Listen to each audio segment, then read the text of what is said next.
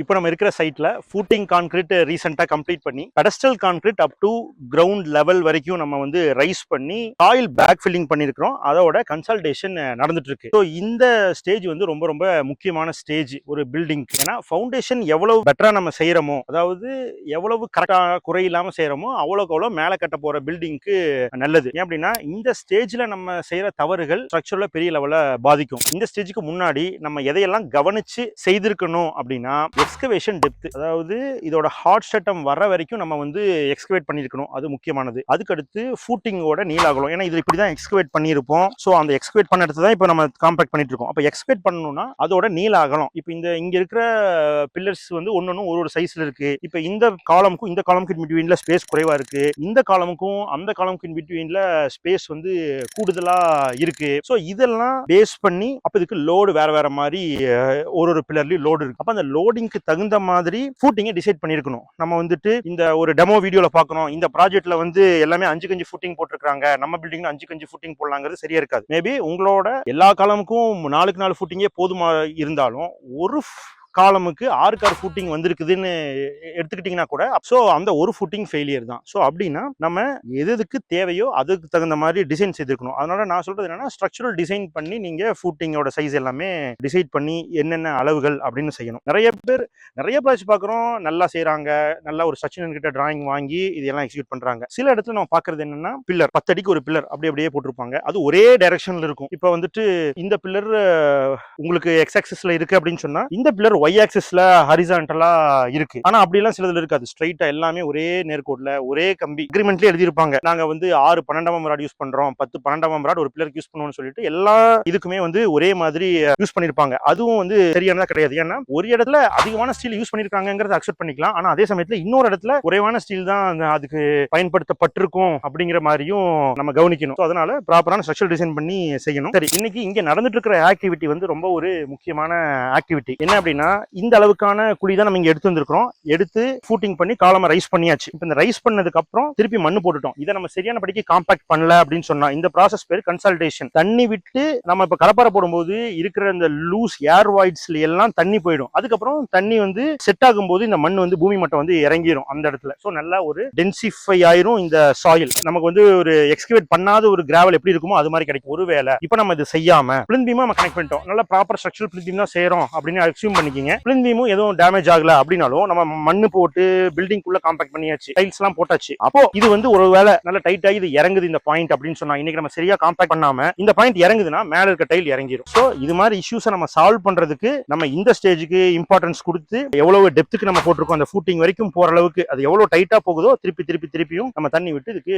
Compaction செய்யணும். இப்ப நான் நிக்கிற இடத்துல இருந்து பார்த்தாலே இந்த காலமோட கான்கிரீட் ரொம்ப மண்ணுக்குள்ள புதைஞ்ச மாதிரி இருக்கு, பூமி மட்டும் ஏறின மாதிரி தெரியுது. இந்த கான்கிரீட்டும் அதே மாதிரி தான் இருக்கு. பட் இது வந்து மேல வந்த மாதிரி தெரியுது. சோ இது வந்து தப்பான லெவல் டிஃபரன்ஸ்ல செஞ்சிருக்காங்களா அப்படின்னா அப்படி கிடையாது. நம்ம கான்கிரீட் எல்லாத்துக்கும் ஒரே லெவலா செஞ்சிருக்கோம். எது லோவஸ்ட் பாயிண்டோ அந்த பாயிண்ட்டை நம்ம வந்து எடுத்துக்கிட்டு, ஏன்னா சைட் வந்து எப்பவுமே பிளாட்டா இருக்காது. 100% நமக்கு வந்து ஒரே லெவல்ல இருக்காது. எந்த சைட்டா இருந்தாலும் அதாவது பிளாட்டா தெரியற சைட்டே ஃபியூ இன்ச்சஸ் லெவல் டிஃபரன்ஸ்ல தான் இருக்கும். அப்படி இருக்கையில நம்ம எது லோவஸ்ட் பாயிண்டோ அதை அசியூம் பண்ணி தான் நம்ம கிரவுண்ட்ல எடுக்கணும். பாக்கி இடத்துல இப்ப நம்ம பிசிசி போடுறதுக்கு எக்ஸ்கவேட் பண்ணி நம்ம பிசிசி போடுற மாதிரி இருக்கும். மண்ணை சேர்த்தி, அதாவது நம்ம ஒரு ஹையஸ்ட் பாயிண்ட் லெவலா எடுத்து காலத்தை மேல உயர்த்திட்டு அப்புறம் லோவஸ்ட் பாயிண்ட் இருக்கிற இடத்துல மண்ணை சேர்த்தி அதை கொண்டு போறது வந்து அட்வைசபிளே கிடையாது. அப்படி பண்ணும்போது என்ன ஆகும்னா ரோடன்ஸ், அதாவது இப்போ வந்து நம்ம காம்பவுண்ட் வாலும் செய்யல, ஒரு காம்பவுண்ட் வாலும் உயர்ந்த லெவலுக்கே நம்ம செய்யறோம் அப்படின்னா நமக்கு எலியெல்லாம் உள்ள பறிச்சுட்டு உள்ள வரக்கான இது இருக்கும். ஸோ கிரவுண்ட் லெவல் அல்லது கிரவுண்ட் லெவலுக்கு கீழே அப்படிங்கிறது தான் ஐடியலான location for stopping the pedestal concrete. ஏன்னா இந்த கான்கிரீட்ல தான் நமக்கு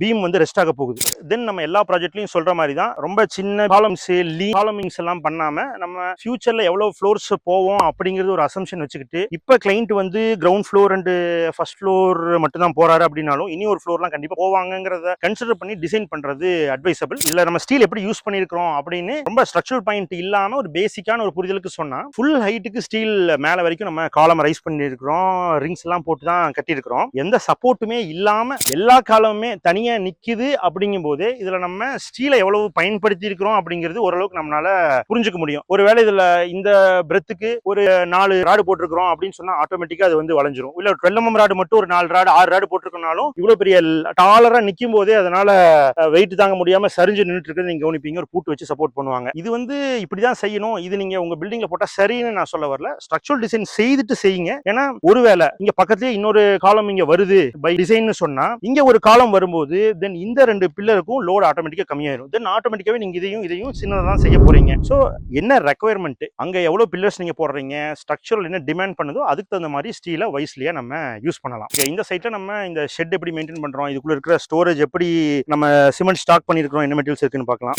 இப்போ இந்த சைட்ல நம்ம அல்ட்ராடெக் சிமெண்ட் யூஸ் பண்றோம். என்ன பிராண்ட் சிமெண்ட் வாங்குறோங்கிறது முக்கியம் இல்ல, அதை அப்படியே டம்ப் பண்ணாம நம்ம ஃபர்ஸ்ட் ஆஃப் ஆல் இந்த ஃப்ளோரை ரைஸ் பண்ணிருக்கோம். நார்மல் கிரவுண்ட் லெவல்ல இருந்து மண்ணு போட்டு நியூவா நம்ம எக்ஸ்கவேட் பண்ண மண்ணு போட்டு ஃபில் பண்ணிருக்கோம். அதுக்கு மேல ஒரு கோர்ஸ் சாலிட் பிளாக் வச்சிருக்கோம். அதுக்கு மேல பிவிசி ஷீட் வந்து ஃபோல்ட் பண்ணி போட்டுருக்கோம். பிவிசி ஷீட் ஏன்னா கீழே இருக்கிற வாட்டர் எந்த காரணத்துக்கு கொண்டும் இந்த சிமெண்ட் பேக்கை வந்து அஃபெக்ட் பண்ணிடக்கூடாது அப்படிங்கறதுக்காக இதை நம்ம ஃபாலோ பண்றோம். ஸோ கவர் பிளாக்ஸ் ஜல்லி எல்லாம் வைக்காம, ஏன்னா இப்ப ஃபூட்டிங் நடந்திருக்கும், நம்ம வந்து ஃபூட்டிங் கான்கிரீட் செய்திருந்திருப்போம், அதுக்கப்புறம் வந்து இப்ப காலம் பாக்ஸ் போட்டிருப்போம். ஸோ அப்பெல்லாம் கவர் பிளாக் நீங்க சர்ப்ளஸா கொடுத்தீங்கன்னா தான் அதுக்கான வேலை செய்ய முடியும். சைட்ல எப்பவுமே ஒரு வைப்ரேட்டர் மிஷின் இருக்கணும். இந்த வைப்ரேட்டர் மிஷின் இருந்தாதான் ஒரு கான்கிரீட் போடும்போதும் சைட்ல இருக்கிற ஒர்க்கிங் டீமுக்குமே ஓகே நம்ம வந்து இந்த வைப்ரேட்டர் மிஷின் இருக்குது அப்ப நம்ம யூஸ் பண்ணலாங்கிற ஒரு ஐடியா இருக்கும். இது வந்து நம்ம ரெண்டலுக்கு எடுத்துக்கலாம் அந்தந்த டைம்ல அப்படிங்கிற மாதிரி ஒரு ஐடியா இருந்துச்சுன்னா நம்ம வந்துட்டு அதை சரியானபடிக்கு போட மாட்டோம். இஃப் ரெக்வயர்ட்னா இது மாதிரி ஒர்க்கர்ஸ் யூஸ் பண்றதுக்கான சேஃப்டி ஷூஸ், கான்கிரீட் ஷூஸ் மாதிரி இருந்துச்சுன்னா அவங்க தைரியமா ஒரு ஆர்எம்சி கான்கிரீட் நடக்கும்போது உள்ள இறங்கி வேலை செய்யறதுக்கான ஒரு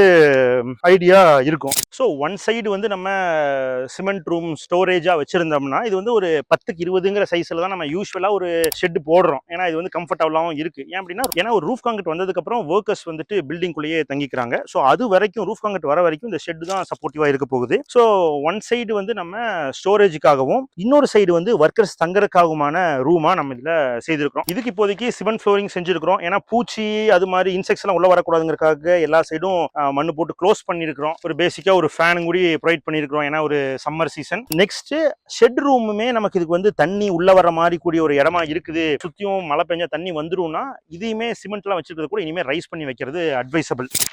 ஸோ சைட்டில் எப்பவுமே நம்மளோட ஒர்க்கிங் டிராயிங் வந்து அவைலபிளாக இருக்கணும். அப்போ தான் நம்ம சைட்டு டீமும் இதை கிளியராக ஓகே இப்படி இருக்கு செய்யலாம் அப்படிங்கிற ஒரு ஐடியா இருக்கும். தென் ஸ்பெசிஃபிகேஷன், இப்போ இந்த ப்ராஜெக்ட்ல நம்ம என்ன இதெல்லாம் அக்ரி பண்ணியிருக்கிறோம், இந்த கிளைண்ட் இந்த மெட்டீரியல் யூஸ் பண்ணியிருக்கிறோம் அப்படிங்கிற மாதிரி எல்லாம் இப்போ ஹைலைட் பண்ணியிருக்கோம். இந்த பிராண்ட் ஸ்டீல் தான் நம்ம போடணும்னு சொல்லியிருக்கிறோம். ஃபவுண்டேஷன் டெப்த் வந்து நம்ம இந்த அளவுக்கு போகலான்னு நம்ம பிளான் பண்ணியிருக்கிறோம் அப்படிங்கிறது சைட்டு டீமுக்கு, சைட் இன்ஜினியர், மேஸ்திரி, சூப்பர்வைசர்னு எல்லாத்துக்குமே தெரியணும். என்ன பிசிசினா அது என்ன ரேஷியோல இந்த ப்ராஜெக்ட்டுக்கு நம்ம இது பண்ணியிருக்கிறோம். ப்ரூஃப் கான்கிரீட் வந்துட்டு நம்ம என்ன கிரேடு போலான்னு சொல்லியிருக்கிறோம், M20 M25. ஏன்னா ஒரு மாதிரி இனிஷியல் டிஸ்கஷன்ல அக்ரிமெண்ட் அப்ப நம்ம வந்து கிளைண்டோட ஒரு மாதிரி டிஸ்கஸ் பண்ணியிருந்திருப்போம். அவங்க சில கஸ்டமைசேஷன் கேட்டிருப்பாங்க. அந்த கஸ்டமைசேஷன்லாம் பில்டர் வந்து டிஸ்க்ளோஸ் பண்ணாம அப்படியே வச்சிருந்தா சைட் இருக்க டீமுக்கு தெரியாது. ஸோ நம்ம சைட்டை பொறுத்தளவுக்கு கிளைண்டோட ஆக்சுவல் அக்ரிமெண்ட் என்னவோ நம்ம கொடுக்கறத நம்ம வந்து சைட்லயே பிளேஸ் பண்ணிடுறோம் ஒரு காப்பி. தென் நம்ம சைட் இன்ஸ்பெக்ஷன் வரும்போது எல்லாம் செக் பண்ண முடியும். நெக்ஸ்ட் ஸ்ட்ரக்சரல் டிராயிங், ஈவன் இது பிளின் பீம் டிராயிங் வரைக்கும் நம்ம சைட்ல ரெடியா இருக்கு. பிளின் பீம் மட்டும் இல்ல, இப்போ பிளின் பீம் பண்ண போறோம். அடுத்தது வந்து நம்ம ரூஃப் பீம் எப்படி பண்ண போறோம், ரூஃப் ஸ்லாப் என்ன பண்ண போறோம் அப்படிங்கிற வரைக்குமான ஐடியா இருக்கு. ஸோ சைட்ல இருக்கிற டீம், சைட் இன்ஜினியர் வந்துட்டு இதை எடுத்து பார்த்து பாருங்க, ஒர்க் அவுட் பண்ணிருக்காங்க இதுக்கு என்ன ஆகும்னு சொல்லிட்டு. ஸோ இந்த டிராயிங் இருக்கும்போது அவங்க பத்தி எதை பத்தி யோசிக்க தேவையில்லை. நெக்ஸ்ட் என்ன ப்ரொசீட் பண்ணலாம் ஒரு கிளாரிட்டி இருக்கும். நெக்ஸ்ட் இதுதான் செய்ய போறோம். இப்போ பீம் இங்க வந்து காம்பவுண்ட் வாலுக்கு நம்ம பீம் பண்ண போறோமா இல்ல பண்ண போறலையா, ஏன்னா இந்த கிளைண்ட் இனிஷியல் டிஸ்கஷன்லயே நம்ம வந்து இதை ஃபைனலைஸ் பண்ணிருப்போம். இப்போ நம்மளுக்கு வந்து காம்பவுண்ட் வால் வேணும் வேண்டாம் அப்படின்னு சொல்லிட்டு இப்போ பீம் கொடுக்கலாம் கொடுப்பாங்க, இல்லைன்னா கொடுக்க போறது இல்லை. ஸோ டிராயிங் கிளியரா இருக்கும்போது சைட் டீமுக்கு கிளாரிட்டி இருக்கும்போது ஒர்க் ப்ராக்ரஸ் ஆகுறதுல இஷ்யூஸ் இருக்காது. ஸோ அதனால டிராயிங் வந்து மஸ்ட்.